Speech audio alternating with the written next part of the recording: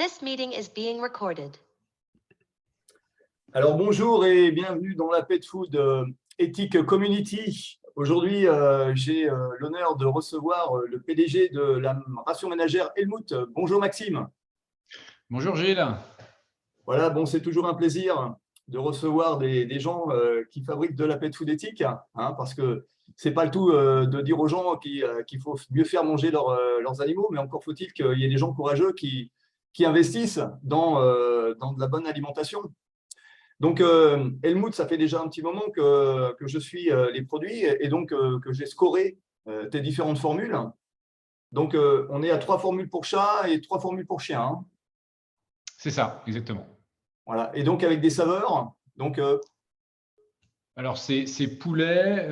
Donc, c'est à savoir qu'il y a une seule source de protéines animales dans chaque recette. Donc, il y a une recette au poulet, une recette bœuf, une recette dinde. Chacune et bien sûr, c'est des recettes différentes pour chien et chat. Donc, alors poulet chat, peut-être poulet chien. illustrer ça par voilà. Là, j'ai trois saveurs, poulet, dinde et bœuf. Ça, c'est les boudins pour chien, mais pour chat, ça se présente un peu de la même façon, sauf qu'ils sont un petit peu plus petits, évidemment. Donc, on va peut-être tout simplement déjà commencer par rappeler aux gens ce que c'est la ration ménagère, parce que tout le monde n'est pas habitué. C'est vrai que tout le monde est formaté croquettes, parfois pâté. Donc, il y a des aliments secs qui sont les croquettes, des aliments humides qui sont de la pâtée. Et là, on a affaire à un aliment humide, mais qui en plus est un aliment qui est naturel. Donc, ce n'est pas hyper transformé dans une usine où il y aurait des hautes températures, etc. Tu peux nous expliquer comment c'est fabriqué de la ration ménagère, Maxime, s'il te plaît? Oui, bien sûr. Alors, la ration ménagère classique que les gens vont pouvoir, c'est quand les gens vont cuisiner dans leur petite cuisine pour leur chien ou leur chat avec leur four, leur casserole, et ils vont acheter leurs ingrédients chez le petit commerce du coin. Nous, on se rapproche au plus de cette technique-là, puisqu'en fait, on a donc moi aussi j'ai des boudins, c'est la version un peu plus grosse pour chiens. Donc on a que au niveau des ingrédients, on va sourcer des ingrédients qui sont propres à la consommation humaine, mais même plus loin, c'est-à-dire c'est des ingrédients qui pourraient tout à fait être mangés par des humains parce qu'ils ont un standard de qualité des standards de qualité qui sont suffisants pour que nous on puisse les manger, parce qu'ils ont des propriétés nutritionnelles intéressante aussi pour nous. Ça va pas forcément être des morceaux qu'on mange tout le temps parce que c'est des morceaux un peu démodés, qui prennent du temps à cuisiner, qu'on veut plus que nos grands-parents peut-être allaient cuisiner avant et que vous allez pouvoir trouver encore dans certains bouchers, certains tripiers, mais pas forcément voilà, les morceaux que vous allez cuisiner, tout ça, mais que vous pourriez quand même manger si vous le souhaitiez. Et alors, tu m'as expliqué qu'en fait, c'est un traiteur d'aliments pour humains qui fabrique tes aliments pour chiens et pour chats. Donc, tu as même un numéro d'agrément pour l'alimentation humaine. C'est ça. Alors en fait, nous, quand on a commencé au début avec mon associé, on a cuisiné nous-mêmes. On a loué une cuisine traiteur en Île-de-France et voilà, on s'approvisionnait à Rungis, les produits venaient et ensuite on les cuisinait. Pour la suite, c'était effectivement plus trop possible qu'on fasse ça nous-mêmes. Et puis, il y avait après des investissements lourds en termes de matériel qu'on ne pouvait pas nous réaliser nous-mêmes. Donc, on s'appuie actuellement sur une entreprise familiale qui est basée en Poitou-Charentes, qui est en fait un charcutier, une entreprise de charcuterie, et qui fabrique en activité principale des terrines, tout un tas de choses voilà, liées à la charcuterie, les spécialités, on va dire, de la façade ouest-sud-ouest de la France. Donc, ils ont effectivement, pour leur activité, parce que c'est avant tout destiné au début pour les humains, un agrément humain. Pour produire pour l'alimentation animale, il faut également un ingrédient animal. Les deux peuvent cohabiter du moment qu'on respecte je dirais, le cahier des charges des deux. Donc, effectivement, on a cette particularité de produire de l'alimentation destinée aux animaux, mais qui est aussi au standard humain. Alors, on va essayer d'expliquer aux gens quel est l'intérêt de donner ce type d'alimentation. Alors, on mettra sous cette vidéo, on mettra un lien où j'explique plus en détail pour quelles raisons j'ai bien scoré les formules Helmut pour chien et pour chat. Elles sont classées A et B dans mes tableaux comparatifs, hein. Donc, voilà, donc, quand on regarde par rapport à d'autres formules, d'autres rations ménagères, les tiennes sont bien classées. Alors, et on va expliquer pour quelles raisons.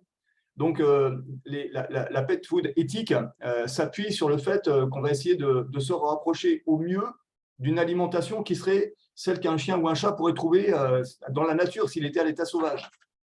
Voilà, donc quand on regarde les formules d'Helmut, par rapport à la quantité des protéines, des matières grasses, des glucides, déjà quantitativement, explique-nous pour quelles raisons ce qui, dans ces boudins-là, est ce qui se rapproche le plus d'une alimentation qui serait une alimentation naturelle sauvage. Oui, alors, quitte à faire donc des ingrédients, enfin des repas donc dits frais, puisque l'autre particularité, à part la qualité des ingrédients, c'est que c'est cuit à une température assez faible par rapport à ce qui se fait dans la pet food, ce qui permet effectivement enfin, ce qui nous oblige à les conserver au frais, au frigo ou au congélateur, c'est possible également, puisque c'est pas congelé au préalable. Donc, on s'est dit, quitte à faire ça, autant produire, je dirais, des recettes qui soient, je dirais, en tout cas ce qui, pour nous, est signe d'une plus grande qualité, c'est-à-dire avec un fort taux en protéines animales. Donc, on a choisi de travailler avec un pourcentage important du coup de viande, de morceaux de viande musculaire et d'abat noble, à la fois pour le chien que pour le chat. Sur le chien, on va être, en fonction des recettes, entre 62 et 67% et 70% même de morceaux de viande dans nos recettes. Sur le chat étant pour le coup là un carnivore strict, le chien est un carnivore, on dit non strict, c'est-à-dire qu'il doit manger il doit avoir un apport important en protéines animales, mais il peut aussi avoir un peu autre chose à côté. Voilà. Le chat, lui, c'est en gros, voilà, il doit manger quasiment que des choses à base de protéines animales et de graisses aussi animales. Donc, on a 90% de viande dans les recettes pour chat. Alors pour autant, évidemment, un chien ou un chat qui va manger dans la nature, il va manger dans ses proies des protéines, des matières grasses, des sels minéraux, hein, qu'on va trouver sous la forme de cendres dans les croquettes, dans les pâtés ou dans les rations ménagères. Il va avoir également besoin de fibres. Alors ces fibres, dans la mesure où on ne va pas faire manger à nos chiens, à nos chats des plumes d'un oiseau ou les poils d'un lapin, les fibres, elles sont apportées par quel type d'ingrédients dans tes rations ménagères? Alors, les fibres, dans les recettes chiens, c'est essentiellement, dans les chiens et chats, c'est la courgette, qui va être donc un légume, je dirais, qui est assez peu calorique, hein, puisque c'est la courgette, il y a beaucoup d'eau dedans. Ça apporte des fibres en quantité importante, et c'est un légume qui est bien toléré, où il y a très très peu de sujets d'allergie, d'intolérance, contrairement à d'autres légumes ou légumineuses.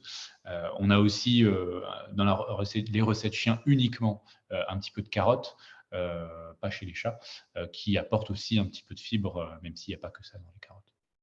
Donc, de façon aussi à répondre à la préoccupation de certains membres de la communauté qui écoutent mes conseils et qui me disent, parce que c'est vrai que la ration ménagère, c'est comme pour les croquettes et les pâtés. Moi, ce que je souhaite, c'est qu'il n'y ait pas de céréales du tout, ou en tout cas le moins possible. Alors, explique-nous dans quelle quantité il peut y avoir du riz ou du quinoa dans tes rations qui pourrait être pourvoyeur de protéines d'origine végétale et de quelques glucides. Ça représente quel pourcentage dans tes recettes? Alors, dans les recettes chats, il n'y en a pas du tout, hein, vraiment. Les recettes chats, c'est la viande, les courgettes, et après l'huile et le complément minéralo-vitaminé naturel. Chez le chien, c'est un tout petit peu différent. Effectivement, on va avoir un tout petit peu de quinoa dans notre recette au poulet et notre recette à la dinde, et on va avoir un tout petit peu de riz dans la recette au bœuf. Donc, le quinoa n'est pas vraiment une céréale, c'est pourvoyeur un petit peu de protéines végétales, mais dans le total des protéines de la recette, enfin des recettes, puisque c'est poulet et dinde, ça ne représente pas grand-chose, hein, c'est un petit Oui, non, mais pourcentage. je confirme parce que, bon, pour en avoir donné à Yoda régulièrement, quand on coupe le boudin et qu'ensuite après on l'écrase, on voit apparaître la viande, les matières grasses, les morceaux de légumes. Et clairement, on les cherche, les grains de riz, hein. Voilà, donc il ne faut pas que les gens s'affolent qu'il puisse y avoir 3 grains de riz dans un boudin d'Helmut, hein. Voilà, c'est ça. Le riz aussi en quantité vraiment très très minimale. Donc vraiment, vous ouvrez la recette, c'est comme tu dis, hein, il y a vraiment quelques grains de riz qui se battent en duel. Voilà, nous on le fait pour apporter un avoir un taux d'humidité optimal dans la recette, puisque le riz va avoir tendance à absorber un petit peu l'humidité. Donc ça, c'est plus pour permettre ça, et c'est pas pour blinder la recette de calories. D'ailleurs, ça se voit tout de suite qu'il y en a pas beaucoup. Et alors, concernant les matières grasses, donc là aussi, pour un carnivore domestique comme un chien ou un chat, on a besoin de protéines d'origine animale, mais on a également besoin de matières grasses d'origine animale. Quels sont les ingrédients qui sont pourvoyeurs des matières grasses qui sont dans tes recettes de ration ménagère? Alors, dans nos recettes, le gras provient en grande majorité, c'est de la graisse animale, ça provient des morceaux de viande qui sont présents. Donc, c'est là vraiment où vient l'immense majorité, plus de 90% du gras qui est vraiment dans nos recettes. Et c'est effectivement, voilà, après, il y a différents types de profils de gras en fonction des morceaux, mais c'est des graisses animales. Et effectivement, puisqu'il y a besoin d'avoir un certain rapport oméga 6, oméga 3 dans les recettes pour qu'on ait voilà, des recettes qui soient équilibrées, tant pour les chiens que pour les chats, on va rajouter un petit peu d'huile de colza, c'est même pas 1% du total des ingrédients qui vont apporter effectivement des oméga 3, et ce sont des graisses qui sont dites effectivement végétales, puisque le colza est Alors, c'est important cette précision parce que le fait est que, bon, on voit malheureusement trop souvent des rations ménagères, pas seulement celles qui sont toutes faites, mais celles qui sont prescrites des fois, avec des quantités d'huile de colza qui sont aberrantes. Et d'ailleurs, ce n'est pas par hasard si j'ai créé un groupe Facebook qui s'appelle Ration ménagère sans riz et sans huile de colza. C'est parce qu'en fait, OK, l'huile de colza, c'est très bien, mais comme complément alimentaire par rapport aux vertus de ces omégas, mais surtout ne pas substituer les matières grasses d'origine animale par une huile qui serait d'origine végétale. Parce que quand ils font ça, clairement, ils font ça pour diminuer les coûts et augmenter leur marge, quoi. Voilà. Alors que, et c'est là où il faut que les gens soient rassurés, c'est pas parce qu'ils vont voir sur l'étiquette de tes produits et sur ton site web que la recette contiendrait de l'huile de colza que pour autant c'est délétère, puisqu'il y en a très peu. L'essentiel, la quasi-majorité des matières grasses de tes recettes, tu nous confirmes bien que c'est des matières grasses qui sont d'origine animale. Ah oui, oui, oui. De toute façon, il suffit de faire les calculs, on voit tout de suite que ça peut pas être de l'huile de colza. L'huile de colza, c'est vraiment pour apporter les oméga 3. Voilà. C'est une des huiles d'ailleurs qui a des ratios très intéressants en oméga 3 par rapport à oméga 6, parce qu'il y a d'autres huiles que vous pourrez rajouter qui apportent peu d'oméga 3, et en fait, du coup, ça n'aiderait pas trop. Il faudrait rajouter d'autant plus d'huile pour arriver justement à équilibrer, ce qui serait pas bon du coup, puisque le but, c'est que la graisse provienne des morceaux de viande, effectivement. Donc voilà, l'huile de colza nous permet, grâce à l'huile de colza et son apport en oméga 3, on n'a pas besoin d'en rajouter beaucoup. Donc, le fait est que, voilà, on a parlé de toutes les caractéristiques de la ration ménagère. Donc, c'est très bien parce qu'il y a un taux d'humidité de 70 à 75% qui fait que les animaux vont boire en mangeant. Ça, j'en ai parlé sur la vidéo où je parle spécifiquement du scoring de ces produits-là. Ensuite, après, il y a qualitativement et quantitativement, il y a ce qu'il faut en termes de protéines et de matières grasses. Il y a des taux de glucides qui sont inférieurs à 10 ou 15%. Et donc, ça, c'est très bien parce qu'il n'y a pas besoin qu'il y en ait des caisses. Et puis, maintenant, comment est-ce qu'on fait? Mon chien, mon chat est nourri avec des croquettes et de la pâtée. Comment est-ce que je fais pour passer à la ration ménagère et le mouton? Alors pour essayer le mood, donc on peut essayer sur le site, il y a un petit questionnaire, on remplit à propos du chien, des chiens, il peut y en avoir plusieurs, du chat ou des chats.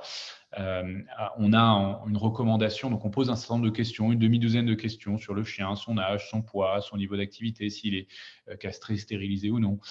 On a une recommandation, donc ça va permettre de calculer son besoin calorique. On va recommander ensuite différentes formules quantité. Donc, soit on veut nourrir son chien, son chat uniquement avec Helmut, soit on le met en ce qu'on appelle en binutrition, dans un terme un peu du jargon, c'est-à-dire qu'on va le mélanger avec de la croquette, avec de la pâtée. C'est possible, puisque Helmut ce sont des recettes complètes et équilibrées. C'est ça. Donc, si la recette, ce que vous donnez à côté par ailleurs est équilibré, il n'y aura pas de souci. Et ensuite, donc, vous avez un premier essai de 2 semaines qu'on peut essayer. On a 2 semaines et on a sur ces 2 semaines une transition alimentaire que nous on préconise d'environ 1 semaine, dans laquelle on va introduire graduellement les repas Helmut tous les 2-3 jours. Donc au début on met à 25% Helmut et 75% le reste de l'alimentation. Ensuite on passe à 50-50, puis on transitionne à 100% au bout d'une semaine. Sachant qu'on peut, bien entendu, si on a un chien, un chat sensible, on est sûr qu'un chat qui n'a jamais goûté, par exemple, si on lui donne du poulet, qu'il n'est pas habitué au poulet parce qu'il mange autre chose dans son alimentation, on peut aller un petit peu plus lentement. C'est possible aussi. Donc, l'idée, c'est vraiment toujours d'être très graduel. Également pour les chats, qui sont des animaux en général assez conservateurs et qui aiment bien leurs petites habitudes. C'est bien parfois justement de pas trop les brusquer et de Ouais. leur en donner petit à petit pour qu'ils s'adaptent et qu'ils puissent mieux tolérer et éviter de snobber un petit peu la gamelle, comme ça peut arriver parfois. Est-ce qu'on constate des transitions qui sont plus faciles avec des animaux qui seraient déjà en partie à manger de la pâtée, c'est-à-dire qui seraient déjà habitués à une alimentation humide? Alors, ça peut effectivement aider à la fois je pense, dans la perception que l'animal a, dans la facilité à appréhender ce nouveau type d'alimentation. Également aussi dans la capacité, enfin dans le comportement, parce que quand vous avez de la croquette, vous avez les croquettes, c'est 3 à 4 fois plus calorique en général qu'une alimentation humide, parce que justement il n'y a pas d'humidité, enfin ou très peu. Donc l'animal va se gaver de croquettes, enfin va prendre son bol, va prendre sa gamelle de croquettes, ça représentera 50 grammes, 75 grammes pour pas mal de chiens. C'est pas énorme. Là, vous allez avoir 150, 200 grammes. Donc, s'il mange ça trop vite d'un coup, il va être un peu. Donc, il faut aussi qu'il s'habitue et qu'il arrive un petit peu à, pas forcément tout gober d'un coup, même si parfois c'est un peu dur, un petit peu dur. Mais voilà, c'est plutôt là-dessus. Sur le reste, on n'a pas observé en tout cas de retour où c'est plus simple pour ceux qui viennent de la pâtée ou de la ration ménagère que pour ceux des croquettes. D'accord. Bon, et alors donc, c'est livré comment? En chronophresh, c'est ça, hein? C'est ça. Donc, c'est des repas donc, qui sont, donc, comme je l'avais dit, ils sont frais parce qu'ils sont peu transformés. Donc, c'est une cuisson, alors, basse température, en tout cas, par rapport au standard de la pet food, puisque on est sur une température de 90 degrés, contrairement à ce que, quand vous prenez une pâtée, on est entre 120 et 130 degrés en général, hein, pour ce qu'on appelle l'apertisation. Donc, c'est beaucoup plus bas. Ça permet de ne pas détruire beaucoup de vitamines, notamment du groupe B. Ça permet de préserver la taurine. Pour le chat, c'est important. C'est pour ça qu'on a des bons taux de taurine. On en parlera peut-être tout à l'heure. Donc, c'est frais, effectivement. Et ça, à partir du moment où ça sort de notre cuisine et que ça arrive chez le client, ça passe par un transporteur qui s'appelle Chronofresh, qui est donc une filiale de Chronopost, qui est spécialisée dans le transport du frais. Donc, en fait, à partir du moment où ça part de chez nous, ça part dans un camion réfrigéré. Ça va dans les entrepôts Chronofresh avant d'être livré chez le client, où là aussi, c'est des immenses chambres froides. Et ensuite, c'est livré dans un camion où la température est dirigée et le colis est toujours entre 0 et 4 degrés. Donc, vraiment, de bout en bout, la chaîne du froid est respectée. Ça, pour nous, c'est parce que, bon, comme tu as eu la délicatesse de faire tester ta ration ménagère à notre testeuse en chef Yoda, donc effectivement, le colis est arrivé, tout est frais, quoi. Alors, ce qu'il faut expliquer aux gens, peut-être, c'est que c'est frais, c'est pas congelé, hein. Ça arrive, c'est frais. Et donc, ça a une DLU qui fait que ça peut se conserver dans le frigo jusqu'à ce que ça soit mangé. Donc, tu envoies en général quelle quantité de rations pour 15 jours, un mois? Alors, la quantité va dépendre en fonction des besoins de votre chien ou de votre chat et de ce que vous commandez chez vous. En moyenne, c'est 4 semaines, on va dire. Après, forcément, si vous avez un tout petit chat, on va peut-être vous livrer tous les 2 mois. Si vous avez un berger allemand, on va vous livrer toutes les 2 semaines parce qu'on sait que vous avez une place quand même limitée dans votre frigo, Et le fait que ce ou soit, votre congélateur. pardon, le fait que ce soit cuit sous vide, donc c'est la pasteurisation, c'est ça, hein, le terme? Voilà, Et donc, ça exactement. permet de préserver justement l'aliment des bactéries, de toutes les saloperies qui pourraient l'altérer, évidemment. Et donc, ça peut avoir une DLU d'un mois dans un frigo sans être congelé. Alors, effectivement, nous, la pasteurisation sous vide, donc ce que tu expliquais, donc on met dans ce boudin, c'est fermé hermétiquement, hein, ensuite plus rien ne rentre, plus rien ne sort, et ensuite c'est cuit. C'est cuit donc à assez longtemps, à peu près 1h30, 2 heures, à une température suffisamment basse justement pour qu'on n'arrive pas à dégrader des choses. Et ça permet de bien tuer tous les potentiels pathogènes et d'avoir quelque chose à l'intérieur qui puisse effectivement se conserver bien plus longtemps que ce que vous avez. On peut aller jusqu'à 4 mois au frigo. On peut aller jusqu'à 4 mois au frigo sans congélation grâce à ce système. Ce qui n'empêche pas de pouvoir le congeler. De toute façon, comme n'importe quel aliment humain, on peut très bien le mettre au congélateur. Et moi, c'est ce que je fais. Hein. Je le décongèle la veille pour le lendemain, quoi, hein. Voilà, ça n'a pas été congelé au préalable. Donc, comme ça n'a pas été congelé au préalable, ça peut être congelé et être conservé encore plus longtemps au congélateur. Ça permet aussi de soulager votre réfrigérateur parce que si vous mettez tout au frigo parfois et que vous avez des grandes quantités, c'est bien aussi de le remettre au congélateur.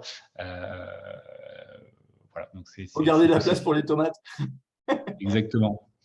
Ok, bon en tout cas c'est super. Bravo Maxime et puis merci pour toutes ces précisions.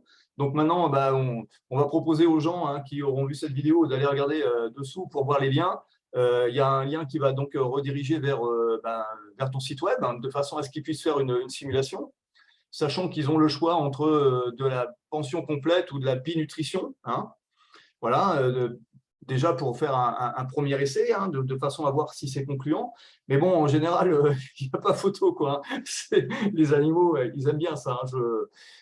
D'ailleurs, voilà, c'est normal hein, quand on passe de l'industriel hyper transformé à une alimentation qui est naturelle et artisanale, il n'y a pas photo, quoi. Hein.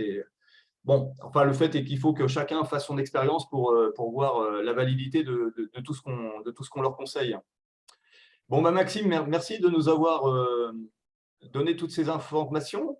Et puis, il y a des projets de nouvelles recettes, d'évolution de produits? Alors, on travaille effectivement sur une nouvelle recette pour la fin de l'année. Pour l'instant, je ne peux pas encore forcément vous l'annoncer, mais on travaille dessus pour la fin de l'année. Et on travaille aussi sur une autre recette pour le début de l'année prochaine, le premier trimestre.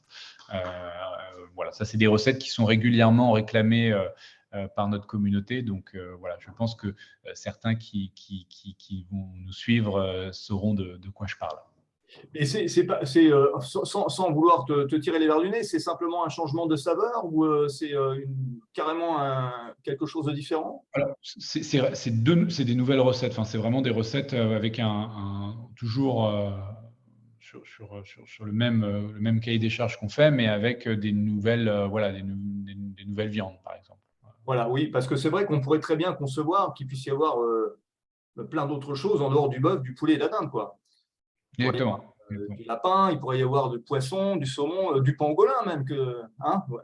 Tout est possible. Voilà, bon, écoute, en tout cas, on verra, on suivra ça de façon à voir un peu comment les produits évoluent. Parce que ce qui est peut-être pour finir par ça, on n'est pas obligé de donner que du bœuf, que du poulet ou que de la dinde. Hein. On peut donner un assortiment hein, quand on reçoit sa commande. Bien sûr, bien sûr. D'ailleurs, la plupart de nos clients commandent un assortiment. Les 3 recettes sont complètes, équilibrées, à la fois pour les chiens et pour les chats, en bonne santé, bien entendu. Et effectivement, on peut varier. C'est pas obligatoire. C'est souvent un peu plus un désir anthropomorphique parce que tant que c'est équilibré en soi, alors un chat aime peut-être plus la variété, mais beaucoup de chiens s'en fichent en fait royalement.